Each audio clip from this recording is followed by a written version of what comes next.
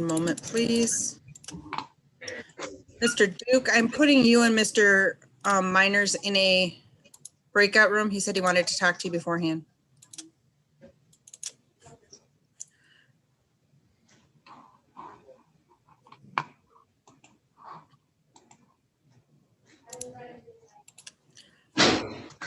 If you can give me one moment, I've got to go help them really quick.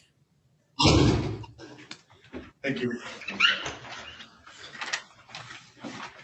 I'm leaving my desk for a moment.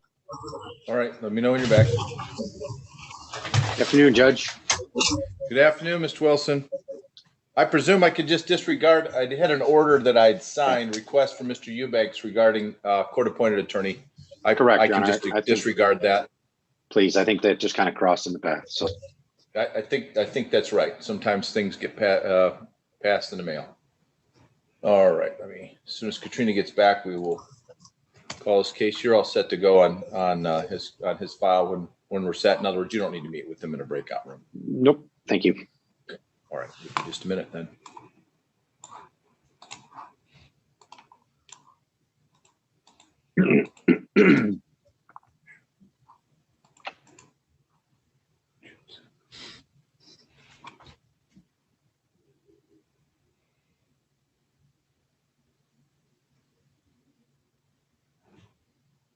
Thank you for your patience, Your Honor. I'm all set when you are. Okay. All right, calling case of the people, state of Michigan versus Scott Lewis Eubank, file 210786FY. Counsel, identify yourselves for the record, please. Joseph Fayman on behalf of the people, Your Honor.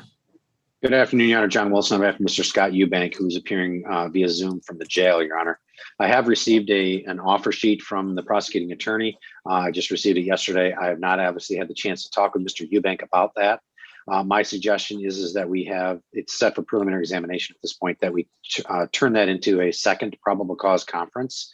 That will give me the opportunity to go to the jail, talk with Mr. Eubanks at length, and see what he would like to do. It's my estimation that highly likely that he will waive on that day or before. Okay. So. All right, any objection to that, Mr. Amon? Oh, Your Honor. All right, we will change it. We'll change the time slot as well to 1 o'clock, but we won't send out any new notices. So we'll no preliminary examination. Katrina, the recording system here in the courtroom is changing colors, and since it's a fairly new system, I have no idea what that means. So we may need to check that after we're done with these 1 o'clocks. Yes, Your Honor. All right. Technology, it's awesome. Yeah, when it works, it's great. Anything else we need to address at this time on the record, Mr. Wilson? No, just Mr. Eubank. I will be out to see you. If it's not tomorrow or by tomorrow, it will be early next week. All right. Okay. We'll be adjourned Thank you, then sir. on this case. Thank you Thank very you, much. Judge. Thank you. Thank you. Okay, you're all set. Adam 100, got one returning to David. Yes, you bet. And next one, step up. It doesn't matter who.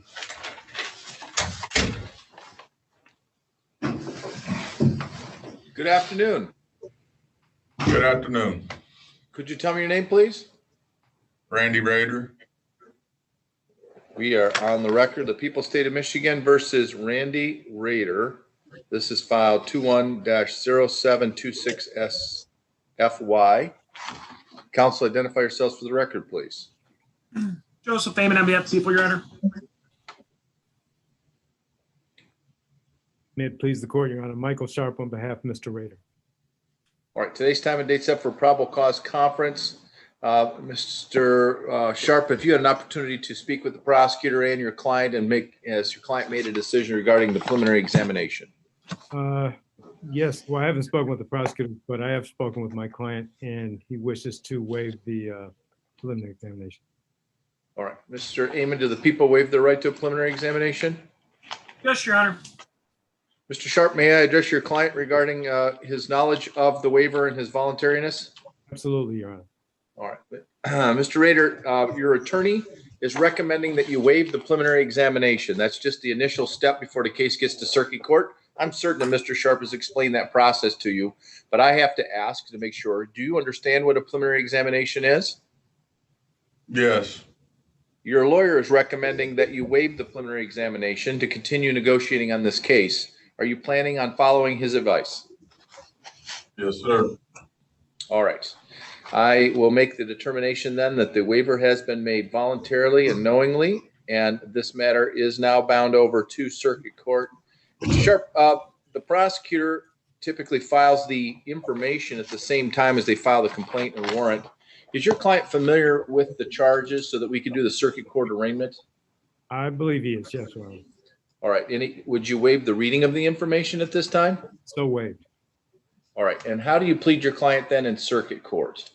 He stands mute. Not guilty plea will be entered into the records of the court. Is there anything else we need to address on the record, Mr. Sharp? No, Your Honor. Anything further, Mr. Amon? Oh, Your Honor. All right. We'll be adjourned on this case. Thank you. Nice to meet you.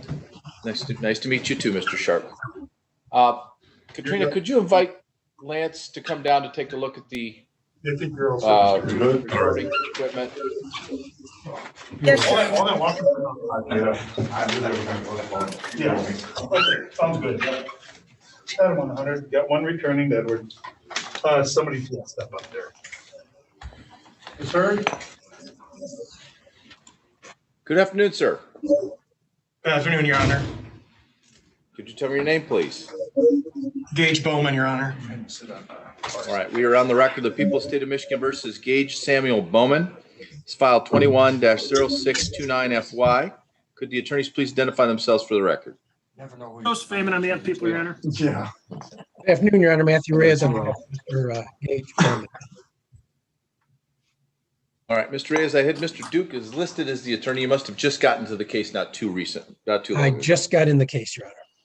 Okay, and I presume you probably need some time to review the documents before making a decision on the preliminary examination. That is correct, Your Honor. I did recently receive a copy of the report, but none of the other discovery have I had a chance to obtain. And some of it's going to include the court signing some protective conditions orders, which I have prepared. It's just a matter of getting that process done. Okay, have you do you know when you filed your appearance? I mean, obviously you're in the case. I just am not seeing it scanned in yet. We may be just a bit behind. Oh, Maybe. Substitution.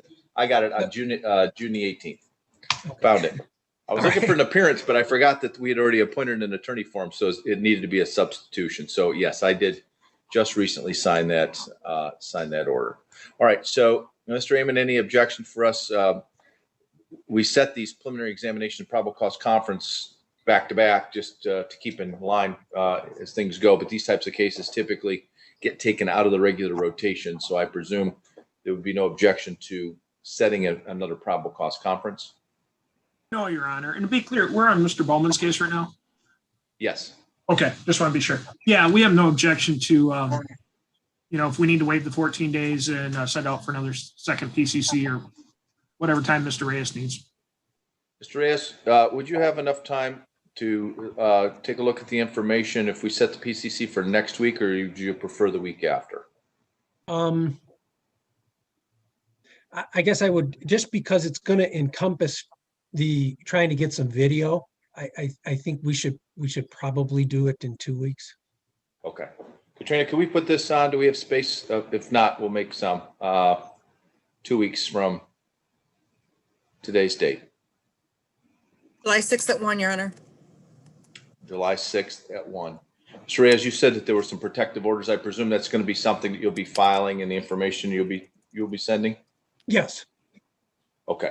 Is there anything else we need to address then on the record at this time? Not at this time, Your Honor. All right. Anything, Mr. Amon, from the people's perspective? No, Your Honor. All right. We'll be adjourned on this case until July 6th at 1 o'clock. That will be by Zoom. And Mr. Thank you very Bowman, I'll much. be able to see you at the jail. Yes. All right. Thank you. Thank you. Okay. Adam 100, got one returning to Charlie. Good afternoon, sir. How you doing? Joshua Acklin. Thank you, Mr. Acklin.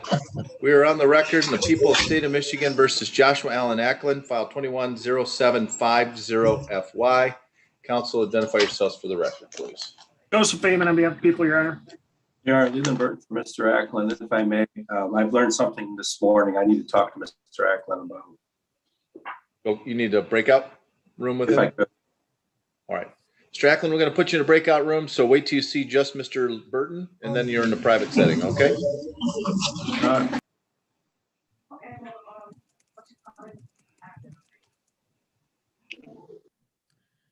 Your Honor, I do have Mr. Duke here with Mr. Miners.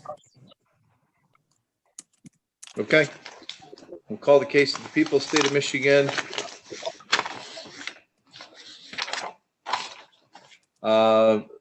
Versus Joseph Mark Miners, file 210768FD. Counsel, identify yourselves for the record. Joseph Fayman, on behalf of people, Your Honor. Daniel Duke on behalf of Joseph Miners. All right, Mr. Duke, it looks like there was an amended complaint was filed yesterday. So I am going to pull that up on the computer screen, and may I address your client regarding the charge? Yes, sir.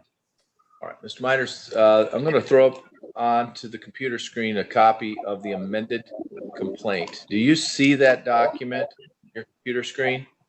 Yes, sir. It's a little small, but Okay. Well, it looks as if you're being charged. I'm trying to see where the change was. Usually it's highlighted. You're charged in the amended complaint, amended high BAC. Oh, I see now. You're being charged with the crime of operating while intoxicated, third offense. The reason why you're charged with that crime in count one is that on or about June 4th of this year, it is alleged that you operated a vehicle on West River Road having alcohol content of 0.08 grams or more per 210 liters of breath, and that you were convicted at least twice before of similar crimes. One of a high BAC on September 27th, 2004 in Sarasota, Florida, and once of operating while intoxicated July 23rd, 2012 in Sarasota, Florida, making this your third offense. That would make it a felony, punishable by up to between $500 and $5,000 in fines plus court costs, and either 1 to 5 years in prison or probation with 30 days to 1 year in jail. At least 48 hours must be served consecutively, and you could be ordered to do 60 to 180 days of community service. You may rehabilitative programs may be ordered.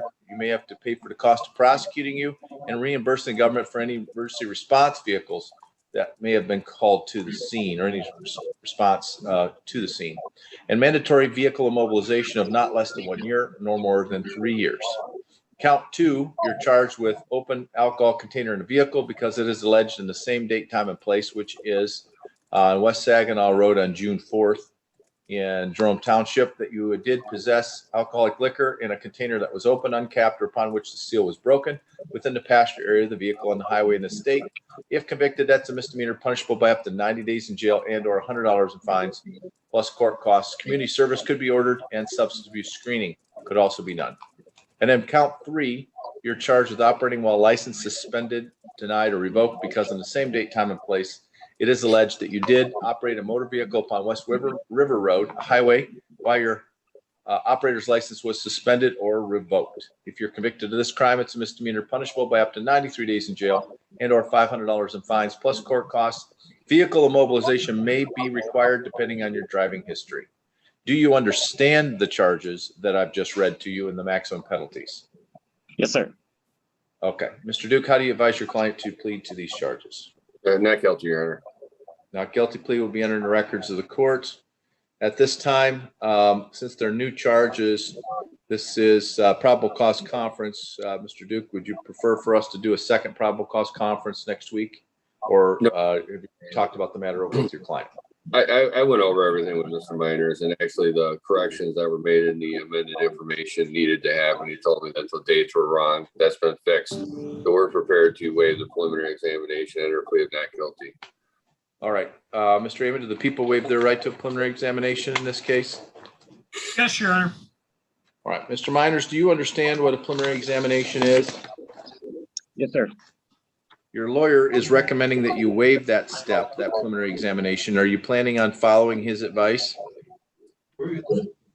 Yes, sir. All right. I'm going to make a determination that the waiver has been made knowingly, understandingly, and voluntarily. This matter is now bound over to circuit court. Mr. Duke, my understanding is that your client's going to wait. You're going to waive the reading of the information and enter a not guilty plea or stand mute. That's correct, Your Honor. All right. Not guilty plea will be entered in records of the court. is there any issue regarding bond from the people's perspective we need to address, Mr. Amon? No, Your Honor. Anything from defense? No, Your Honor. Thank you. We'll be adjourned. Thank you. Mr. Burton, I see you're back. Are you ready to proceed on your case? I am, Your Honor. Thank you. Calling the case now of People State of Michigan versus Joshua Allen Acklin, file 21-0750FY. Counsel, please identify yourselves for the record, please. Joseph Amon on behalf of the people, Your Honor. Your Honor, Leland Burton 4, Joshua Acklin. All right, today's time and date set for probable cause conference. Mr. Burton, have you had an opportunity to discuss the matter of the preliminary examination with your client, and has he made a decision regarding that? Yes, we talked about it, and we would be requesting that the prelim continue as scheduled for next week. All right. We need to address else on the record then at this time? No, Your Honor. Anything, Mr. Amon? Oh, Your Honor. All right.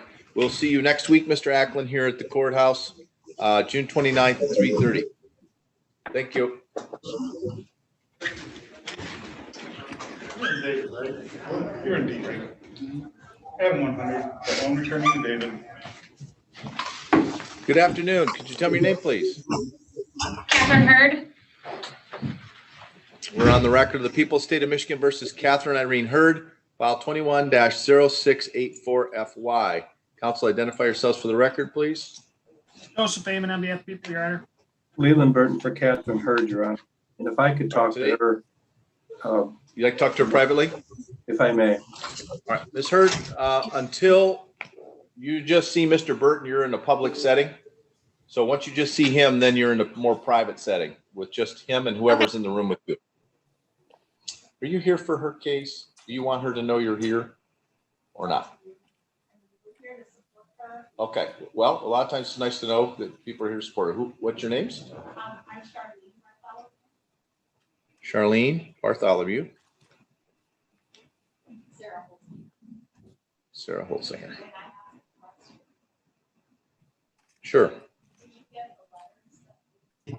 Your Honor, I have Mr. Dunn here with Jacob Kenyon. I'll pull up the file to take a look. Read a lot of others. All right. Calling the case of the People State of Michigan versus Jacob John Kenyon, file 21-0564FD. Counsel, identify yourself for the record. Joseph Amon on behalf of the people, Your Honor. Robert Dunn on behalf of Jacob Kenyon. All right. Today is the time and date set for probable cause conference. Mr. Dunn, have you had an opportunity to speak to your client and the prosecutor, and has your client made a decision regarding the preliminary examination? We have a question first, Judge. My client is presently in the 1016 program, both the one-on-one and the group, and he's heard a lot of things about a new sobriety court in Midland. I'm not familiar with it. Is there a sobriety court in Midland?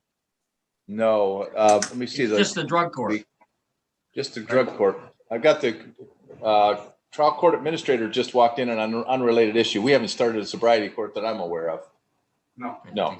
Sometimes regional, depending on where the person lives, another court's willing to take on, but I presume that Mr. Kenyon is a resident of Midland County. He is. Sometimes other counties willing to take it.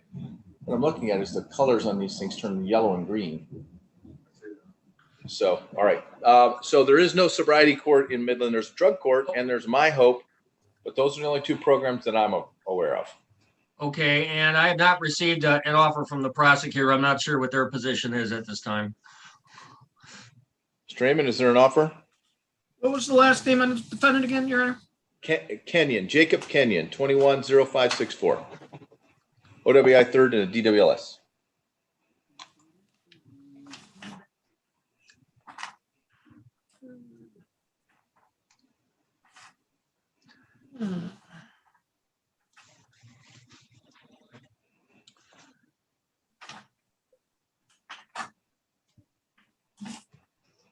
Kenyon.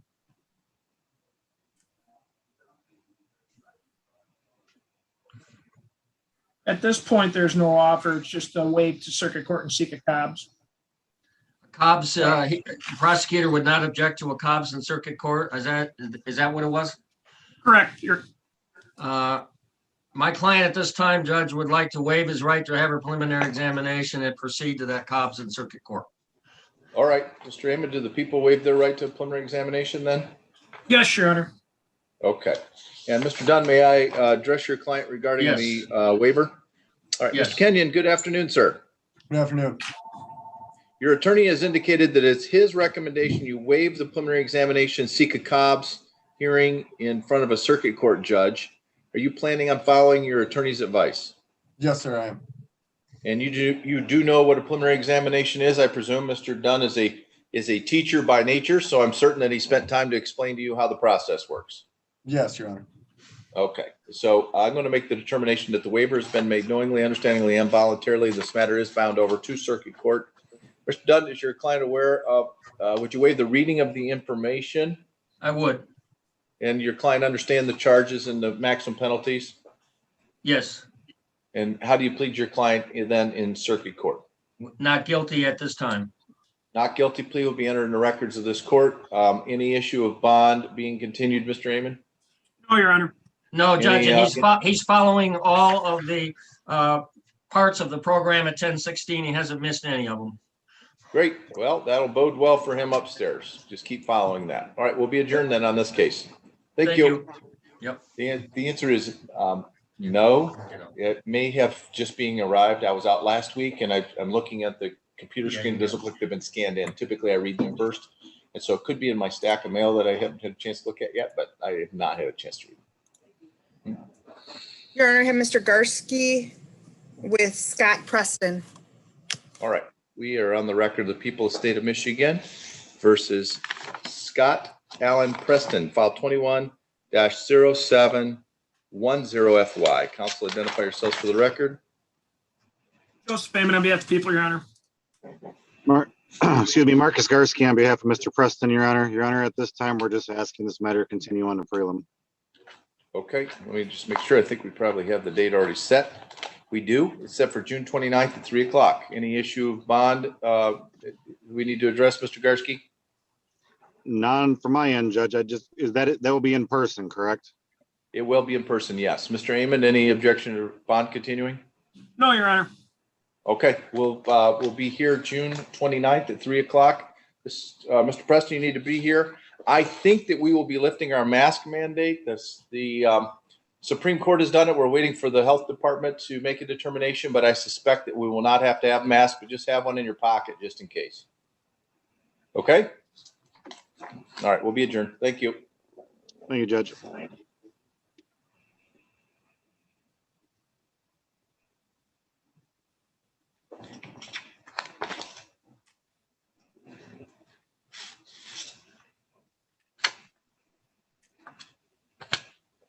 Looks like I have Mr. Kohler, and I think I see Mr. Rups.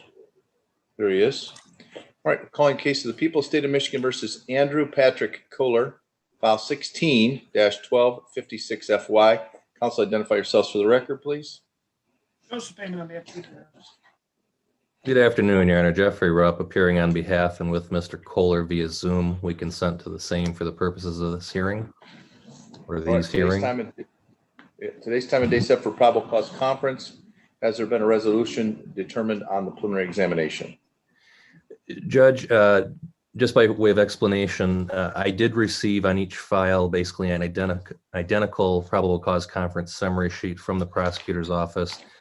Those were mailed, I think, late in the morning on Friday of last week. Unfortunately, I was preoccupied over the weekend completing a appellate brief for the Court of Appeals on another matter. I didn't see them until yesterday, and I only had a brief moment to discuss them with Mr. Kohler.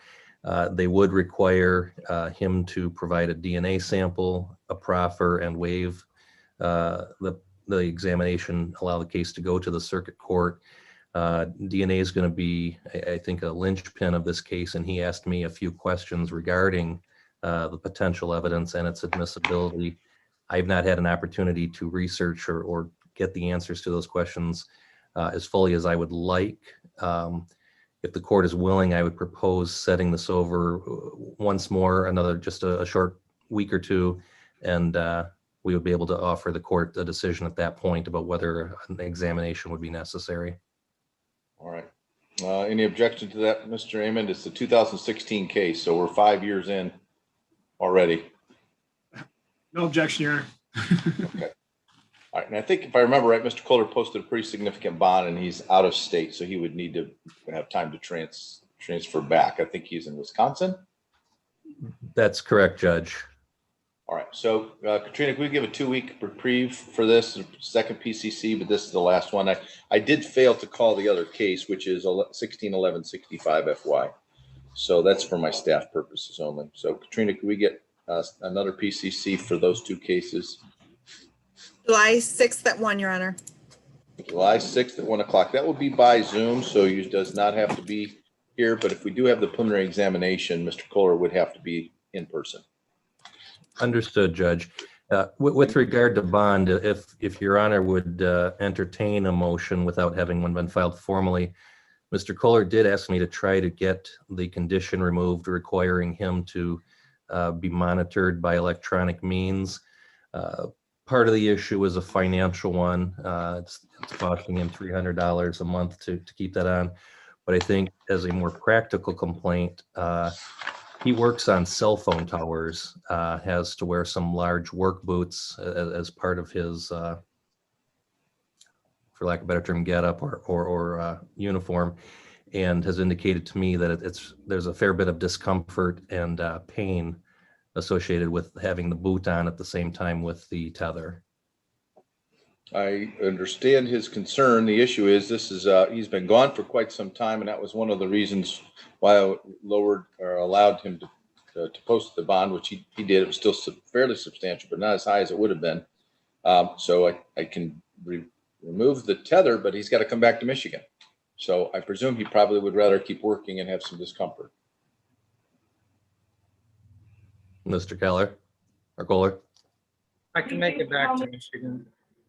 It means he would have to stay here, not just come back to Michigan. It means he would have to stay in Michigan. I'd like to remain on the tether then. Thank you. Okay, then we'll leave it at that. Thank you, Judge. Did we get the date already? Did we not, Katrina? July 6th. Okay. All right. We'll see you by Zoom on that date. Thank you. Thank you. Mr. Burton, did you have an opportunity to speak with your client? Yes, thank you. Your Honor, his client is not back in yet. It takes a minute. Okay. No worries. They're not neglected. All right. We are back on the case of the People State of Michigan versus Catherine Irene Hurd, file 210684FY. Mr. Burton and Ms. Hurd, just so you know, there are 2 people in the courtroom. They're here. They just wanted Ms. Hurd to know that they're here to support her, and that is Charlene Bartholomew and Sarah Holzinger. So they are both in the courtroom. They can see and hear everything, so just wanted you to know that they were here. I doubt, based on the angles we have the cameras, that you could see them, but they wanted you to know that they were here. All right, Mr. Burton, have you had an opportunity to talk with your client regarding the preliminary examination? Yes, and we would waive, Your Honor. All right, Mr. Amon, are the people willing to waive their rights to a preliminary examination? Yes, Your Honor. All right, Mr. Burton, may I address your client regarding her knowledge of the process? Yes.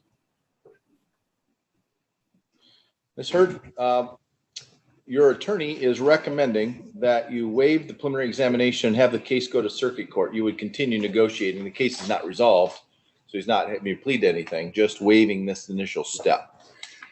Do you understand what a preliminary examination is? Not fully. Okay.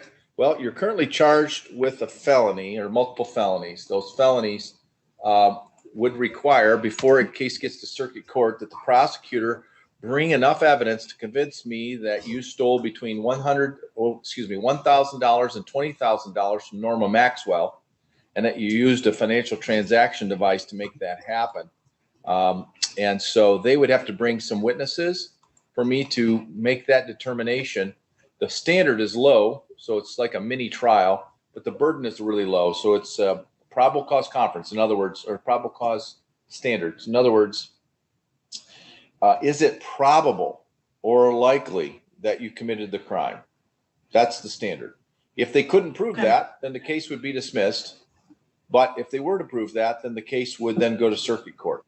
And so Mr. Burton has looked at the facts. He has probably been talking with the prosecutor regarding potential outcomes of the case. Sometimes the prosecutor ties potential outcomes of the case as whether or not we have a preliminary examination or not. They have every right to do that. So his advice is for you to waive that preliminary examination and continue negotiating. First question is, do you understand what a preliminary examination is now? Yes. All right. Are you planning on following your attorney's advice and waiving the right to the preliminary examination? Yes. And Mr. Naaman, I'm certain I've asked you, but sometimes I need to circle back to make sure that I have. Are the people willing to waive their right to a preliminary examination? Yes, Your Honor. All right. I'm going to make the determination that the waiver has been made knowingly, understandingly, and voluntarily. The case now is bound over to circuit court. So Judge Beal or Judge Karras would be the person in charge of that case. Mr. Burton, is your client familiar with the charges and the maximum penalties, or do you need me to read the information to her? She's familiar. We'd waive the reading of the information. I'd ask you to enter not guilty plea. Not guilty plea will be entered in the records of the court. Is there anything else we need to address on the record at this time, Mr. Burton? If I may address bond on this file. All right, go ahead. Your Honor, currently bond is $1,000 cash surety bond with a standard I would call bond.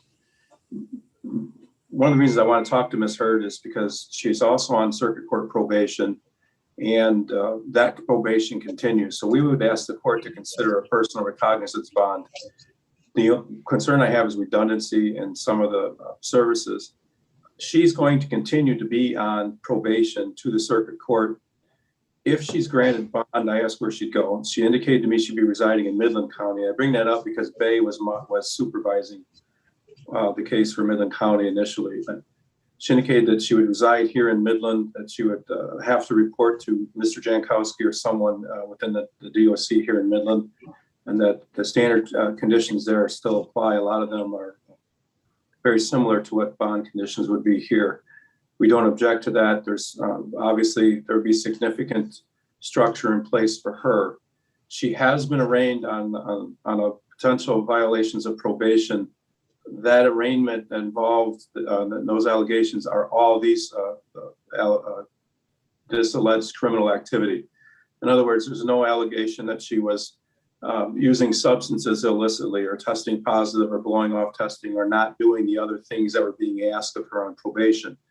And talking to her, she indicated to me that she's been following through. I don't see any evidence to the contrary in that petition, which I have in front of me.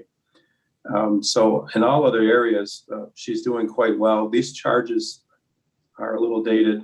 They occurred earlier before, quite frankly, she got her life well structured and back in order in talking to her. Well, we would appreciate the court's indulgence today, and I would be asking for a PR. I'm not really objecting to pretrial services. I just would try to deconflict it to the extent we can so that she's not getting overly burdened if she makes this, if she makes it on a PR bond today, Your Honor. Thank you. All right, Mr. Raymond, any position regarding the bond? We leave it to the discretion of the court, Your Honor. Thank you. All right. I think when I initially set this bond, I didn't know what the outcome of the circuit court probation was. So it made no sense to give a PR bond, and then they put her in jail for the bond violation, and then she gets no credit even though she's sitting in jail. She's technically out on bond, but sitting in jail on the circuit court probation. Since they have processed that case, it makes sense then for me to modify the bond to make it a PR bond. That means that you can be out. But once again, circuit court probation may do what they do. I have no control over them. So if the court finds out that I've changed my bond to PR bond, meaning you can get out, they could always decide to revoke and make you stay because of the probation violation. But now that we know that you've been arraigned, because a lot of times we don't know whether or not a person's going to be violated on their bond. And sometimes those bond terms or violation of probation kind of set the tone for the other case. So if you're going to get a certain punishment, then that kind of clears things up regarding this case as well.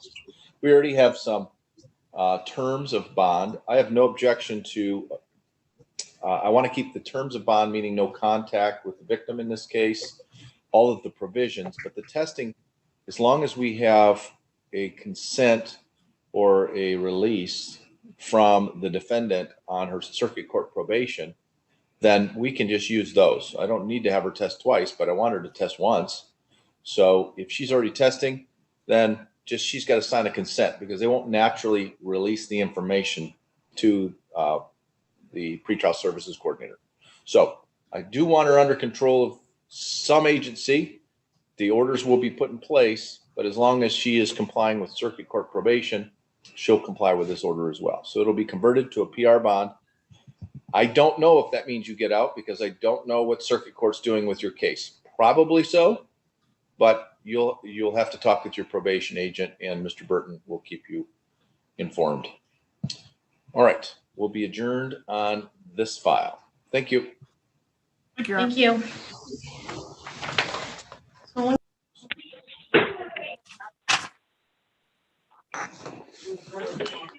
All right, we have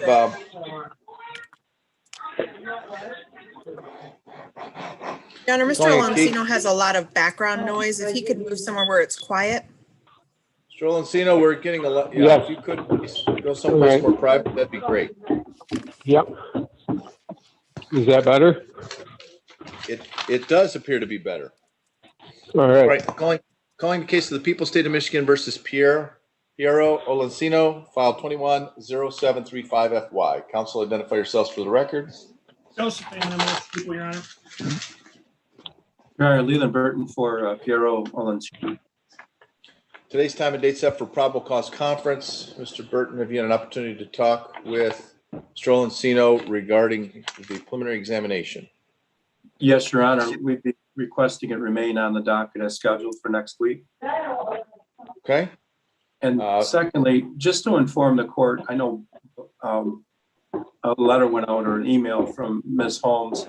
I spoke to Mr. Olancino about that, and he has involved himself with drug testing at J&A and frankly admitted to me last night that he called into the service. I know that was an issue that came up. I wanted to reiterate or tell everyone I've reiterated with him how important it is to follow through on pretrial services. He indicated to me that he did get the message and has been doing that now. All right. Well, I can tell you this, since we have the preliminary examination at 2:30, if he's not, I'll revoke the bond at that point in time and he can sit in Midland County Jail. All right. Anything else on the record, Mr. Raymond? No, Your Honor. Anything further, Mr. Burton? No, Mr. thank you. Olancino, make sure you're following. Mr. Hello? Bryant will be just a moment. Hello? Yeah, it'll be just a moment. Okay, I'm here still.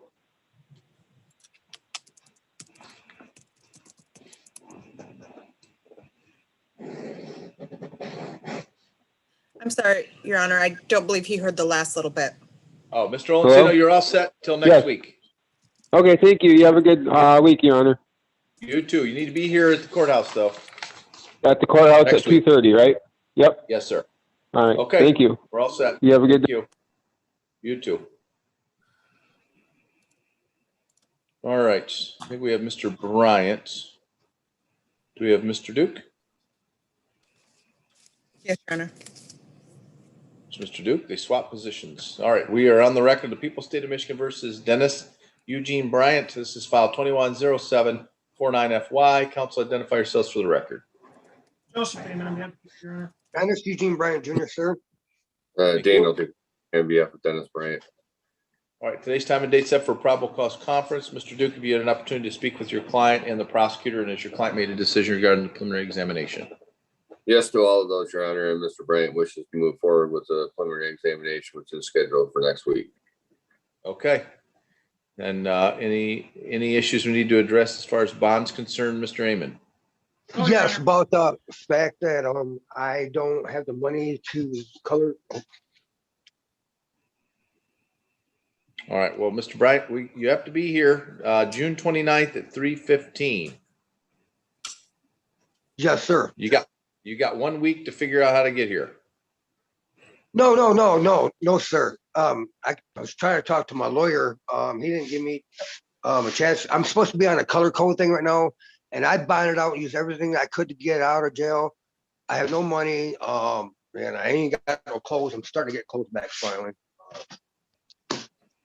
I don't know what to do about this color code because I can't afford. And I called Jane and I said I ain't got no money right now, and said they told me not to even bother coming in there because if I can't pay for it, they ain't gonna drop me. So I don't know what to do. Well, You'll have to figure out, because the bond was already set, so whether you comply with the bond or don't comply with the bond, I'll make that decision on June 29th. We'll see you we'll see you there at the courthouse at 3:15. Yes, Your Honor. All right, thank you. That's it for the afternoon docket, sir.